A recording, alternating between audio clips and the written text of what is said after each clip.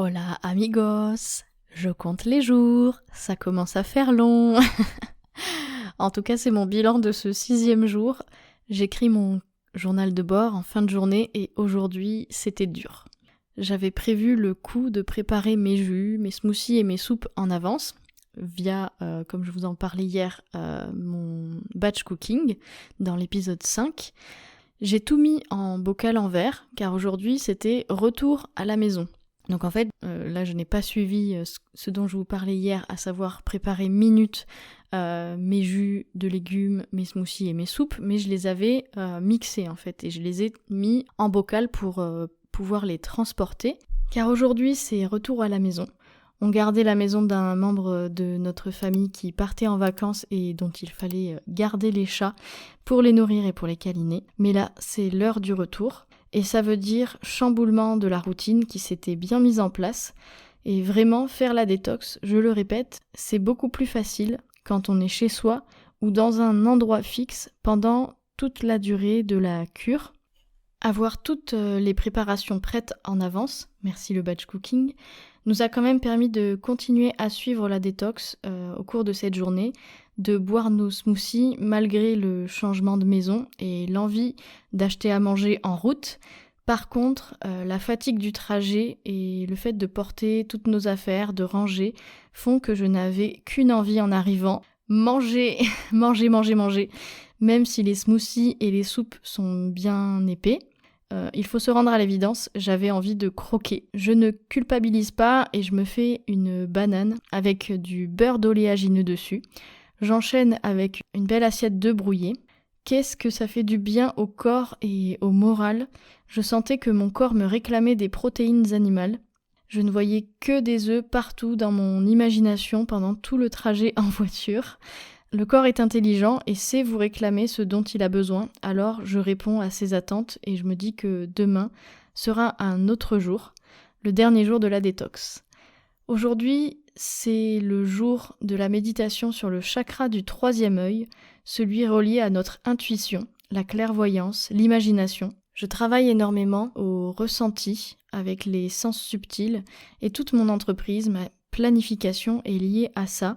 Il m'arrive de changer complètement le programme de ma journée car j'ai l'intuition qu'il faut que je fasse autrement et c'est toujours pour le mieux. Le fait de faire une détox digitale, de faire de la méditation, d'être dans le silence, invite à l'ennui et fait émerger de nouvelles idées, développe notre créativité et nous rapproche de notre intuition. Je vous ferai des épisodes complets sur ces sujets, mais encore une fois, la détox aura été un moyen de me nourrir autrement. J'ai beaucoup lu et appris cette semaine, j'ai nourri mon mental et j'ai beaucoup médité en pleine conscience avec mon programme en ligne et ainsi j'ai nourri mon âme. Ce soir, j'avais besoin de me nourrir de manière solide et de répondre à l'appel de mon corps et il me dit merci. Encore une fois, le plus important, ce n'est pas ce qu'on mange pendant la détox, mais l'intention, la connexion à son pourquoi, au sens qu'on donne à ce grand nettoyage intérieur.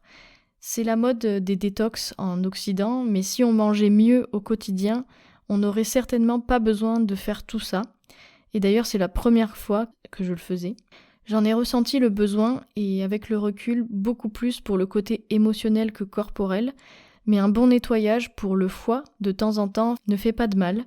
Et si vous ne voulez pas être dans l'extrême de manger liquide pendant toute une semaine, consommer des aliments bruts et 0 produit transformé fera très bien l'affaire. Il n'y a pas de culpabilité à avoir et juste lâcher prise si en cours de route on a des envies et qu'on préfère les suivre. Comme vous avez pu le suivre cette semaine avec moi, ce n'est pas de tout repos, la détox remue beaucoup de choses. Comme quand on fait du grand rangement à la maison, on peut retomber sur des vieilles choses qui nous font remonter des souvenirs, nous font vivre des émotions, nous font retravailler sur certaines blessures. C'est comme ça que je l'ai vécu, en prenant le temps de la pause. On a le temps d'écouter ce qui se passe en soi, dans son corps, dans sa tête, et finalement, on peut prendre le temps de faire un peu du nettoyage de printemps. Je vous dis à demain pour ce dernier jour à passer ensemble pour cette série. N'hésitez pas à me dire si le format vous plaît, vous a plu. Vous pouvez laisser un commentaire sur Apple Podcast ou bien directement au bas de l'article podcast sur mon site internet madameshitake.com et c'est avec plaisir que je vous lirai. Merci à vous et à demain.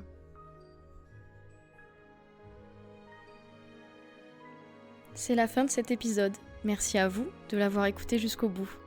S'il vous a plu, abonnez-vous à ce podcast pour ne pas rater les prochains. Pour le soutenir, m'encourager, vous pouvez mettre de belles étoiles et un commentaire sur votre plateforme d'écoute. Je vous invite à partager cet épisode à ceux qui seraient intéressés par son sujet ou à le partager sur vos réseaux sociaux.